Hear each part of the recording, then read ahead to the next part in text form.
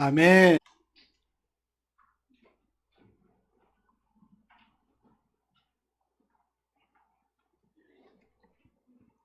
오늘 하나님께서 우리에게 주신 말씀 출애굽기 4장 20절에서 26절입니다. 출애굽기 4장 20절에서 26절 한 절씩 교독하시고 마지막 절 다 함께 읽겠습니다. 모세가 그의 아내와 아들들을 나귀에 태우고 애굽으로 돌아가는데 모세가 하나님의 지팡이를 손에 잡았더라. 저걸 바로 앞에서 너는 바로에게 이르기를 여호와의 말씀에 이스라엘은 내 아들 내 장자라. 내가 내게 이르기를 내 아들을 보내주고 나를 섬기게 하라고. 내가 보내주기를 거절하니 내가 내 아들에게 장자를 주기라 하시니라. 모세가 길을 가다가 숙소에 있을 때에 여호와께서 그를 만나사 그를 죽이려 하신지라. 슈퍼가 돌팔을 가져다가 내 아들의 토끼를 베어 내 발에 갖다 대며 이르되 당신은 참으로 내게 이상하니라 하니. 다 함께 읽겠습니다. 여호와께서 그를 도와주시니라. 그 할례 때문이었더라. 아멘. 아멘. 이는 살아계신 하나님의 말씀입니다. 아멘. 오늘 분이의 찬양대의 찬양, 아름다운 찬양 감사드립니다. 우리 찬양대에 또 찬양대원이 들으셨는데 김형선 장로님과 정미경 권사님께서 또 새롭게 찬양대로 봉사하게 되었습니다. 우리 격려의 박수 한번 보내드리겠습니다. 감사합니다. 극심한 박해 가운데 있는 이스라엘을 구원하시기 위해서 모세를 하나님께서 부르십니다. 떨기나무 불꽃 가운데 임하신 여호와 하나님은 모세에게 나의 백성이 애굽에서 고통당하는 것을 내가 들었고 보았고 내가 안다. 내가 너를 보내어 이스라엘 백성들, 내 백성들을 이끌어내리라 라고 하는 갑작스럽고 또 놀라운 명령을 모세에게 주십니다. 이 명령에 모세가 5번의 반응을 보이는데요. 그 5번의 이 반응과 거기에 따른 하나님의 응답에서 우리가 중요한 교훈을 얻게 됩니다. 첫 번째 반응은 3장 11절을 보면은 내가 누구이기에 저 초강대국의 왕 바로 앞에 가며 내가 무엇이 간데 내가 수많은 사람들을 이끌 수 있겠습니까? 라고 하는 그런 이제 내용입니다. 뭐 자연스러운 그런 반응이죠. 모세는 40년 동안 목자로 있었습니다. 물론 40년 전에는 왕자였지만 40년이 흘러서 그 왕자의 위엄은 사라졌고 초라한 이 목동 또 힘없는 노인이 되었습니다. 그런 사람에게 초강대국의 왕에게 그 앞에 서라고 하고 또 재산적인 가치가 가장 높은 노예를 놓아달라라고 하는 명령을 하나님께서 주시니 얼마나 황당하겠습니까? 그래서 내가 누구간데 그런 일을 할 수가 있겠습니까? 라고 할 때 하나님께서 다음같이 응답을 주십니다. 12절에 내가 반드시 너와 함께 있으리라. 내가 내게 힘을 줄 테니 두려워하지 말라. 정녕 너와 함께 큰 일을 이루리라 라고 약속을 주십니다. 이에 이제 이어서 13절에 모세가 또 이렇게 질문합니다. 당신이 나와 함께 하시겠다고 하셨는데 애국 사람들이 너와 함께 하는 신의 이름이 뭐냐? 너와 함께하는 신이 누구냐라고 물을 때에 어떻게 대답을 합니까? 라고 이제 반응을 보이는데요. 이 또한 아주 자연스러운 질문이라고 할 수가 있겠습니다. 왜냐면은 당시에는 잡다한 신들을 섬겼었거든요. 애굽에는 태양신, 나일강신, 뭐 다양한 다신, 잡다한 신을 섬겼기 때문에 너가 믿는 신 누구냐? 너와 함께하는 신 이름이 뭐냐? 라고 묻는 것이 너무도 예상할 수 있는 그 애국 사람들에게 받을 수 있는 그런 반응에 대한 그 모세의 질문이었습니다. 그때 하나님께서 출애굽기 3장 14절에 나는 스스로 있는 자니라 라고 하는 신명을 주시는데요. 이게 얼마나 기독교 신학을 하는 데 있어서 하나님을 이해하는 데 중요한 단초가 된지 모릅니다. 그래서 하나님의 속성을 알고 그 다음에 하나님 외에 모든 것은 헛된 우상이라고 하는 것을 알려주시는 아주 중요한 신명인데요. 이 해답을 주셨어요. 그 답을 얻었는데도 불구하고 또 모세의 질문은 계속됩니다.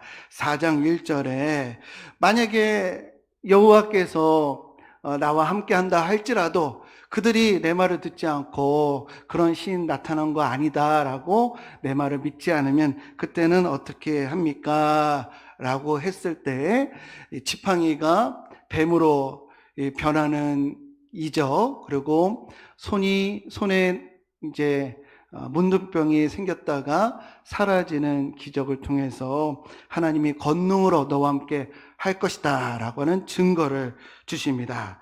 이런 응답을 받았지만 또 모세의 질문은 이어집니다. 말하기를 오 주여 나는 본래 말을 못합니다. 입은 뻣뻣하고 혀는 굳어 있습니다. 내가 어찌 그 바로 주변에는 천재적인 참모들이 있을 텐데 그 앞에 그들과 말상대를 하고 내가 입이 둔한데 어떻게 많은 백성들 앞에서 그들을 인솔할 수가 있겠습니까? 정말 그렇죠. 40년 동안 이 목동으로 있으면서 뭐 누군가를 설득시키고 뭐 다양한 어휘를 사용하는 그런 말들은 일상 가운데 거의 하지를 못했을 겁니다. 꼭 필요한 말만 했겠죠. 이 농사하시는 분들 보면은 말수가 적더라고요. 말을 많이 하실 일이 없으시니까. 모세도 아마 그랬을 것입니다. 그래서 내가 뭐라고 어떻게 일을 할 수가 있겠느냐고 이 답답하고 착잡한 심정을 하나님께 보여주고 있습니다. 그때 하나님께서 4장 11절에 누가 사람의 입을 지었느냐 내가 내 입과 함께 하리라 할 말을 내가 가르치리라 라고 그렇게 응답을 주십니다. 이렇게 나의 백성을 애굽에서 인도하여라 라고 하는 갑작스럽고 충격적인 명령에 이 인간 모세의 고뇌의 질문이 이렇게 전개가 되었습니다. 그리고 적절한 응답을 하나님께서 주셨죠. 그런데 이 네 번째, 다섯 번째에서는 이 하나님의 응답이 사뭇 다릅니다. 다섯 번째 모세의 반응은 뭐냐면 4장 13절에 오 주여 보낼 만한 자를 보내소서. 하나님 나는 안 되겠습니다. 다른 사람 보내시는 게 맞는 것 같습니다. 전 도무지 못합니다. 저보다 유능한 사람을 찾는 것이 나을 것 같습니다. 이렇게 반응을 보일 때에 하나님의 응답이 앞에 것과 너무 달라요. 보니까 14절을 보니까 여호와께서 모세를 향하여 노하여 이르시되 하나님이 노를 바라셨습니다. 이 내용을 우리가 주의 깊게 살펴볼 필요가 있는데요. 하나님은 누구십니까? 제게 믿음을 주세요. 저는 능력이 없습니다. 재능이 없습니다. 말을 잘못합니다. 그런 것을 부족한 것을 이야기했을 때는 하나님께서 채워주겠다. 도와주겠다. 정령 함께 하겠다라고 적절하게 해답을 주셨는데 다른 사람을 보내소서라고 할 때는 하나님께서 노를 바라셨다라는 겁니다. 왜 그랬을까요? 하나님은 원래 4번까지는 참는데 5번째는 못 참는 그런 분이시기 때문에 그러하셨는가? 그렇지는 않겠죠. 오늘 성경을 우리가 이제 앞으로 9월 달부터 출애굽기를 읽게 되는데 이 4번째까지의 모세의 태도와 요구는 하나님의 명령을 따르는 데 있어서 부족한 것, 무능 이것을 고한 것인데 그렇게 한 것에 반해서 5번째는 불순종이에요. 나 못 따르겠다. 그리고 이거 되겠어요? 라고 하는 불신앙이었기 때문에 하나님이 노하셨다. 우리 여기서 중요한 교훈을 얻을 수가 있습니다. 우리가 하나님 나라 의를 위해서 나아갈 때, 또 영혼 구원을 위해서 나아갈 때 우리 걱정도 많습니다. 이게 될까? 저번에 해봤는데 그때 한번 아주 싫은 반응을 보였는데 이번에 될까? 이렇게 필요한 거, 부족한 거, 이런 것들을 간구할 때에 하나님께서 응답해 주시고 적절하게 길을 열어주실 것을 믿으시기를 주님의 이름으로 축복합니다. 그러나 회피하고 거부하고 불신하면 하나님이 싫어하신다는 거예요. 미워하신다는 겁니다. 상황과 처지가 뒷받침되지 않더라도 구하고 찾고 두드리시기를 원하시는 하나님의 뜻을 받드는 저와 우리 모든 성도님들 되시기를 주님의 이름으로 축복합니다. 우리가 순종해야 됩니다.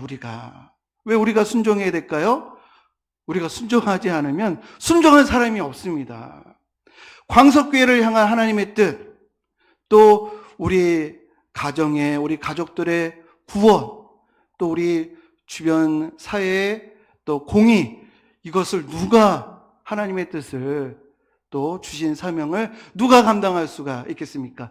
불신자들이 하나님의 일을 감당할 수가 있겠습니까? 불교 신자가 그 일을 할 수가 있겠습니까? 하나님의 뜻을 이룰 수 있는 이들은 바로 저와 여러분들, 하나님의 백성, 예수 그리스도로 구원받은 우리 하나님의 자녀들이 그 일을 해야만 할 줄로 믿습니다. 적임자가 없습니다. 바로 우리가 해야 하는 것입니다. 그래서 모세에게 사명을 주시고 정령 내가 너와 함께 하리라 라고 하는 약속은 우리 사명을 감당하는 저와 여러분들에게 주시는 동일한 약속이라고 하는 것을 믿으시기를 주님의 이름으로 간절히 축원드립니다. 오늘 본문 말씀에서 이렇게 하나님은 두려워하고 또 뒷걸음치는 자를 내 사역을 감당케 하시는구나 라고 하는 것을 우리 출애굽기를 통해서 이렇게 보게 돼요. 그렇구나, 하나님은 이렇게 일을 하시는구나 라고 하면서 미소를 띄우면서 성경을 읽게 되다가 성경 읽다가 딱 걸리는 게 나옵니다. 4장 24절을 보면은 이런 내용이 있어요. 우리의 눈을 의심하게 됩니다. 그렇게 얼레고 달래서 안 가겠다고 하느니, 못하겠다고 하느니, 그렇게 마음 돌이켜가지고 애굽으로 보내는 도중에 길을 가다가 숙소에 있을 때 여호와께서 그를 만나서 그를 죽이러 하신지라. 이거 어떻게 이해를 해야 하는지. 이런 내용이 보면요, 그냥 세상 말로 성경 읽을 맛을 잃어버리게 돼요. 이게 전혀 문맥이 안 맞습니다. 내용이 안 맞아요. 이거 어떻게 이해를 해야 하는가? 이거 어떻게 해석을 해야 되는가? 하나님은 변덕쟁이 이렇게 하고 웃고 넘어가야 할 내용인가? 어떻게 이 내용을 우리가 이해해야 하는가? 사실 오늘 제가 소개한 이 내용은 구약 성경 가운데서도 가장 난해한 구절 가운데 하나입니다. 이 난해하다라고 하는 이유는요, 문맥상 또 내용상 전혀 조화를 이루지 않아 보이기 때문이고요. 그래서 이 아까 하나님이 모세를 도중에 죽이려고 했던 이런 내용은 이 미디안 광야에 민담 설화가 삽입이 된 것이 아닌가라고 하는 의심을 오랫동안 받아왔습니다. 그리고 이 본문이 난해한 이유는요, 24절에서 26절을 보면은 이 인칭 대명사가 많이 나오는데, 이 인칭 대명사가 정확하게 누구를 지시하는지 이게 명확하지가 않아서 난해한 겁니다. 또 마지막에 보면은 할례 때문이었더라라고 해서 이 할례 때문에 문제가 해결되는데, 이 할례를 안 받아서 이 죽을 이유가 됐는가? 물론 모두에게 할례를 받으라고 했지만 무할례자는 이 벗겨져야 할 수치인 것이지 무할례가 죽어야 할 이유는 아닌 것을 우리가 성경을 통해서 확인할 수가 있거든요. 그래서 할례를 통해서 하나님의 이 진노를 면하기는 했지만 이 사건의 본질은 할례 유무가 아니다라는 겁니다. 그렇다면 왜 그렇게 얼레고 달래고 안 가겠다고 하는 일을 가게끔 하신 다음에 왜 그 여정 중간에 죽이려고 하셨는가? 그 이유는 무엇인가? 그 힌트를 오늘 읽은 본문에서 찾아볼 수가 있는데요. 제가 21절부터 23절까지 쭉 읽어보겠습니다.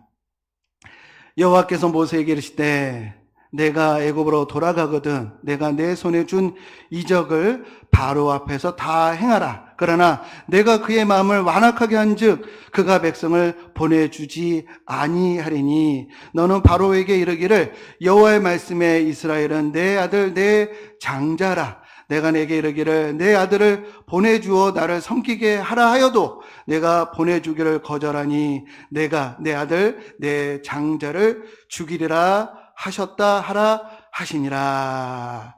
아멘.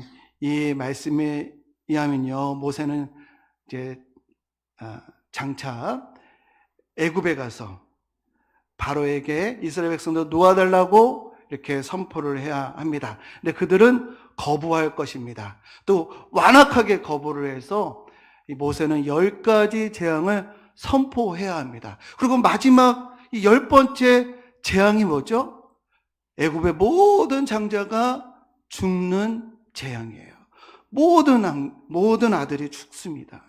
모든 가정, 아들이 있는 이 가정에는 그 슬픔을 피할 수 없는 재앙이 그들에게 찾아올 것이다라는 겁니다. 그걸 모세가 전해야 돼요.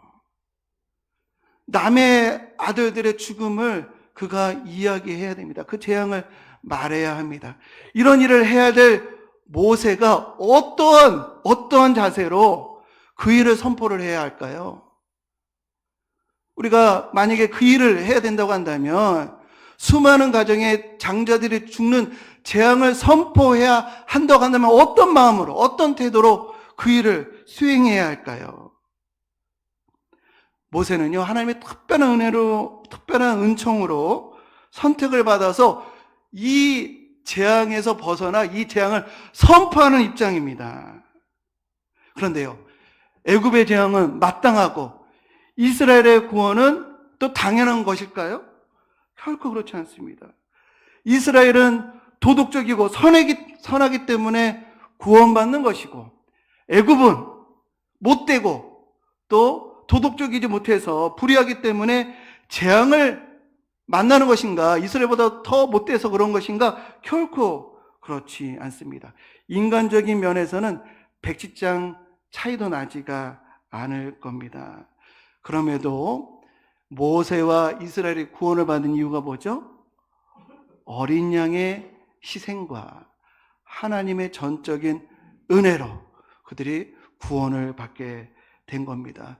그렇다면은 모세가 어떤 태도를 가지고 장자의 죽음에 대해서 자식 죽음에 대해서 선포하는 그런 메신저의 태도와 마음은 어떠해야 할까요? 저는 설교적인 상상이지만 모세가 끌려가는 입장이잖아요. 그러다 보니까 아니겠는가. 그리고 또 갑작스럽게 그가 가기 때문에 그런 일이 정말 있을까 반신반의하거나 그리고 또 막연한 생각을 가졌는지 모르겠습니다. 또 애국 사람은 재앙을 받고 나의 동족 이스라엘은 구원을 받는다고 잘 됐네 이렇게 아주 가볍게 여겼는지도 모르겠습니다. 그런데 이러한 태도와 이러한 자세에 하나님께서 진노하신 것이다 라고 우리 본문을 읽을 수 있지 않겠는가. 어쩌면 모세는요 그렇게 무감각하고 수동적으로 그 일을 수행할 것이 아니라 자기 자신과 자기의 자녀들을 되돌아봐야 할 시간을 가져야 했습니다.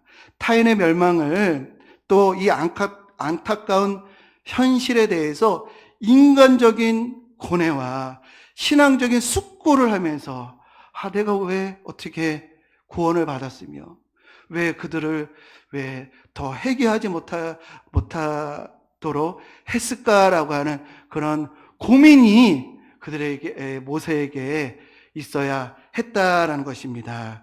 우리는 이 사건을 통해서 모세의 가정이 구원과 심판의 사건 앞에서 하나님께서 뭘 하기를 원하시는지를 깨닫게 하시는 그런 의도를 우리 본문에서 발견해야 할 줄로 믿습니다. 우리 성도님들, 오늘날 이 본문의 교훈은요, 우리에게도 마찬가지입니다. 우리 구원의 약속과 믿지 않는 자들에게 언젠간 있을 일에 대해서 우리는 이 각성을 하고 있어야 한다는 것이죠.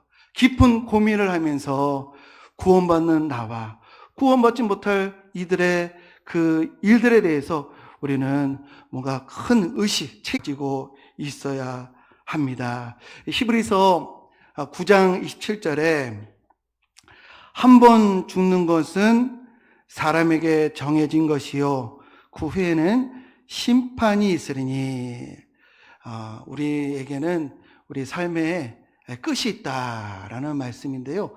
올해 아버님이 돌아가시고 어머님이 또 이 본문의 이 히브리서 9장의 말씀이 지금은 아니지만 그러나 현실이라고 하는 것을 제가 분명하게 깨닫고 있습니다. 그런데 그 마지막 때에 모든 사람에게 심판이 있다는 것이에요. 그런데 재밌는 것이 이 심판이 하나님이 아무도 심판하지 않으신대요.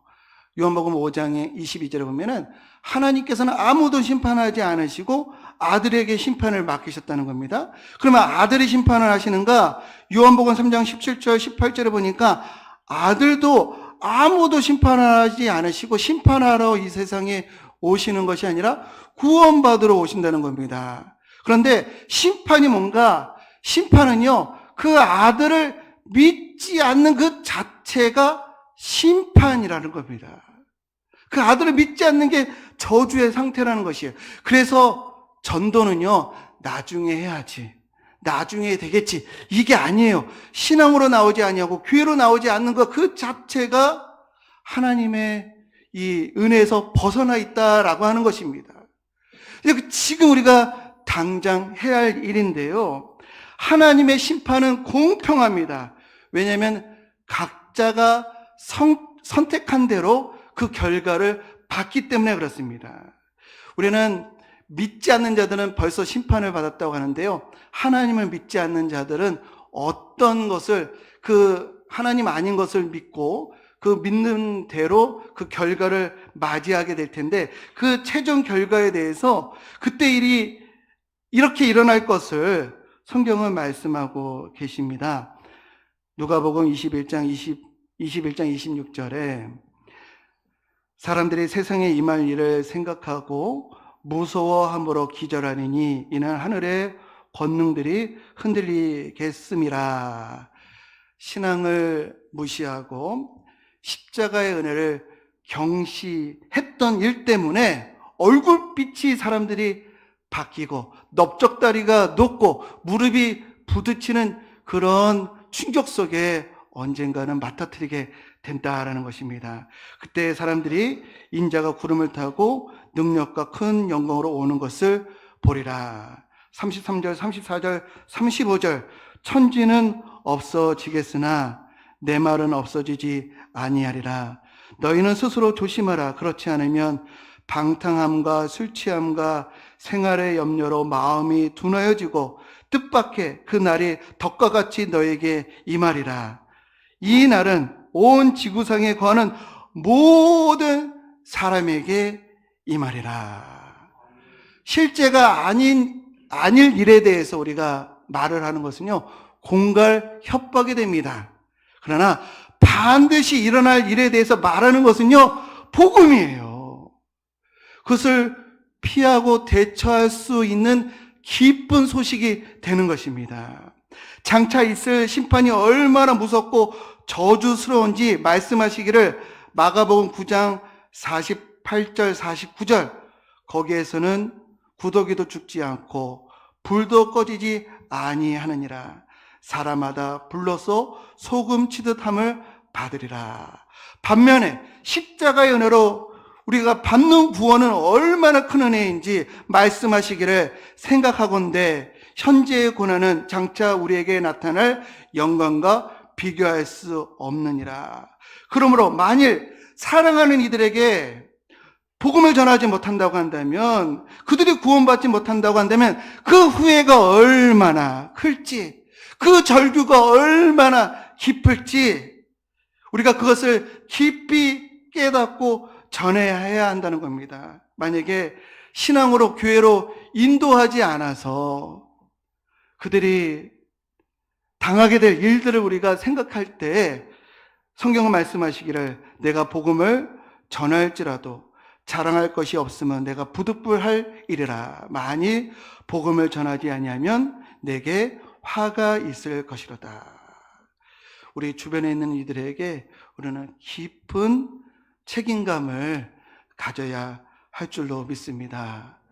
장차 있을 일인데 넓적다리가 높고 무릎이 부딪히는 그런 일을 맡아뜨릴 수도 있기에 우리는 우리 주변에 있는 사랑하는 가족들, 우리 자녀들에게 교회로 신앙으로 인도하는데 주저하거나 다음 일로 미뤄서는 안 된다는 것을 우리 깊게 깨닫는, 자격 없는 내가 구원받은 것처럼 너도 자격 없지만 그 은혜, 그 용서 받아야 하고 받을 수가 있어. 이러한 절박함으로 오늘도 우리 주변에 있는 이들에게 신앙을 전하고 복음을 전하는 우리 모두가 되어야 하겠습니다. 오늘 모세에게 닥친 일은 난해하고 이해하기 어려운 구절이 아니라 구원받은 우리가 어떤 태도를 가져야 하는지를 알려주는 아주 소중한 본문인 줄 믿습니다. 우리 마지막 예레미야의 고백을 우리 같이 읽고 설교를 마치도록 하겠습니다. 우리 구원받지 못한 자들에 대한 간절한 태도와 불타는 마음을 가져야 함을 예레미야를 통해서 우리가 듣게 되는데요. 같이 한번 읽어보겠습니다. 내가 다시는 여호와를 선포하지 아니하며 그의 이름으로 말하지 아니하리라 하면 나의 마음이 불붙는 것 같아서 골수에 사무치며 답답하여 견딜 수 없나이다. 우리가 복음을 전하지 않으면, 그들의 신앙을 회복하지 않으면 불타는 마음 때문에 답답해서 견디지 못하는 그런 심령과 태도로 오늘도 또 하나님께 필요한 것을 구하면서 영혼 구원으로 나아가는 저와 우리 모든 성도님들 되시기를 주님의 이름으로 간절히 축원드립니다. 우리 찬양, 주님 다시 오실 때까지 내가 전도의 사명 감당하겠습니다 라고 하는 찬양 우리 함께 부르면서 우리 통성으로 기도하겠습니다. 하나님, 내게 할 말을 가르쳐 주옵소서. 내게 너무도 부족합니다. 능력 주옵소서. 또 그들을 전도할 수 있는 방법을 알려주옵소서. 하나님 나라를 위해서 내게 필요한 거 하나님 채워주옵소서. 나와 함께 하여 주옵소서. 이렇게 기도하겠습니다. 주님 다시 오실 때까지 나는 이 길을 가리라.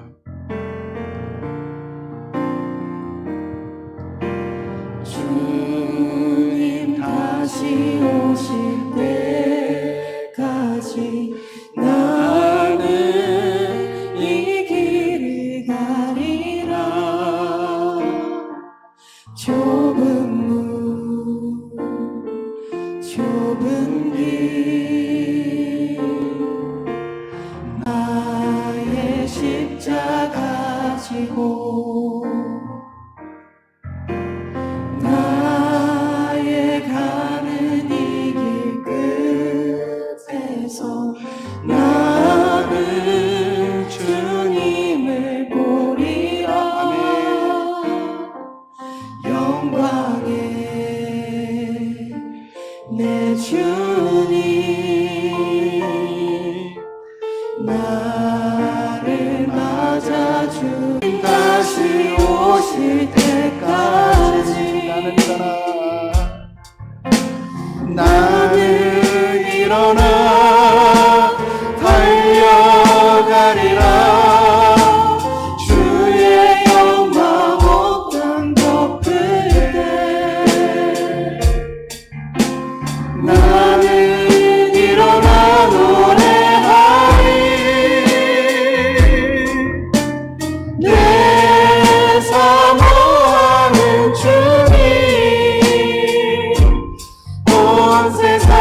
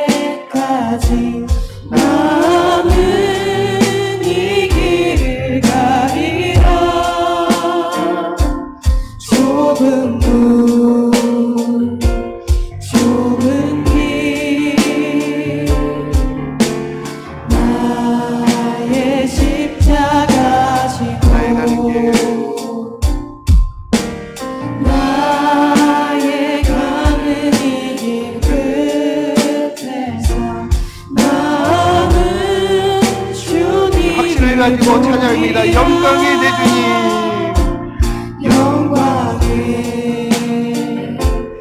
내 주님, 나를 사명을 내가 끝까지 맞아 감당하겠습니다. 주님 다시 오실 때까지. 주님 다시 오실 때까지 나는 일어나 달려가리라. 주의 영광 온 땅 덮을래. 나는 일어나 노래하리. 내 사모하는 주님, 온 세상 구주시라. 내 사모하는 주님, 영광의 왕이.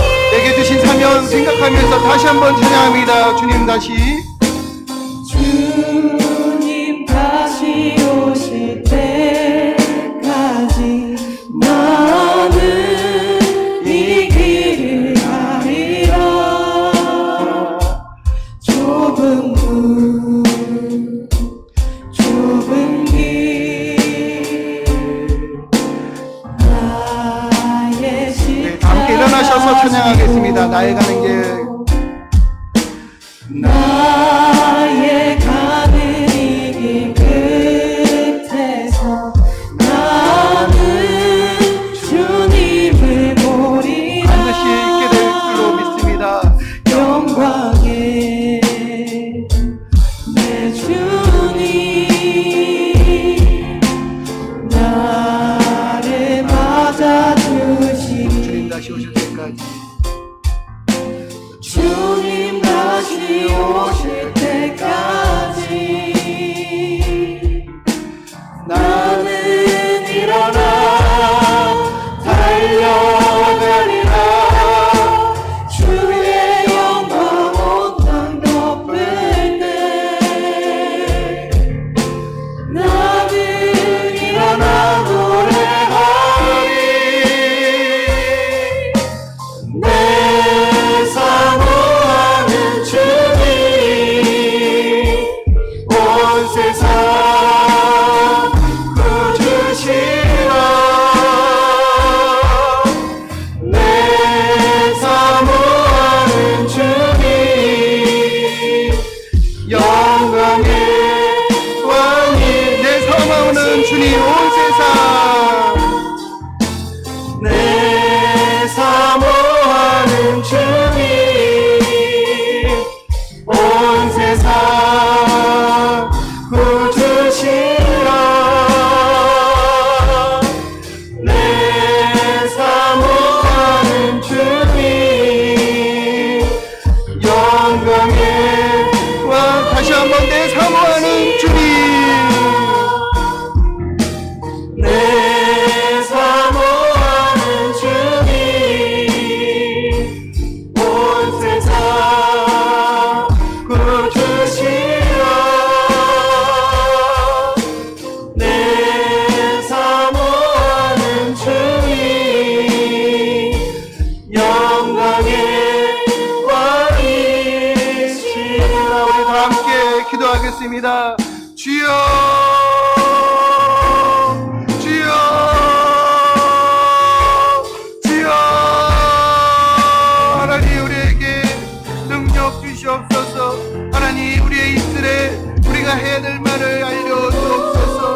하나님 그들을 전도할 수 있는 방법을 알려주시고 지혜를 주시고 계기를 주시고 사랑의 마음 주시고 하나님 견딜 수 없는 뜨거운 열정을 우리에게 허락하여 주옵소서. 복음을 전하지 아니하고 그들의 신앙을 회복하지 못하면 우리의 마음이 불 붙는 것 같아서 하나님 우리의 마음이 사무쳐서 복잡해서 견딜 수 없는 마음을 우리에게 허락하여 주옵소서. 주님께서 우리를 구원하시기 위해서 참혹한 십자가를 주셨기에 하나님 아버지 이게 얼마나 하나님 중요하고 일이 반드시 우리에게 임하게 될 것을 우리가 영광으로 보게 하여 주옵소서. 반드시 임하게 이런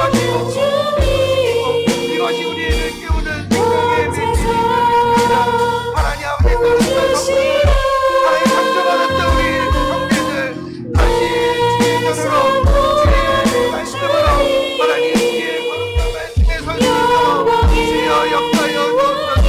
우리 허락하여 주옵소서. 우리 방송국에 필요한 것을 허락하여 주옵소서. 하나님 우리 가족들 하나님 아버지 믿는 이들 하나님 예수님으로서 모두 있는 이들 하나님 아버지 다시 하나님 아버지 수 있도록 주여 우리 주고 열정을 주시고 마음을 주시고 하나님 견디지 못하는 하나님 아버지 마음을 우리에게 허락하여 주옵소서. 이제는 세상 죄를 지고 십자가 위에서 보혈을 흘리신 어린 양 예수 그리스도의 은혜와 독생자를 버리시기까지 사랑하시는 측량할 수 없는 하나님의 사랑과 성령님의 내주 교통 충만하심이 타는 마음과 간절한 열정으로 영혼 구원을 위해 나아가겠다고 결단하는 하나님의 백성들 머리머리 위에 그 가정과 우리 광석교회와 이 나라와 이 민족 위에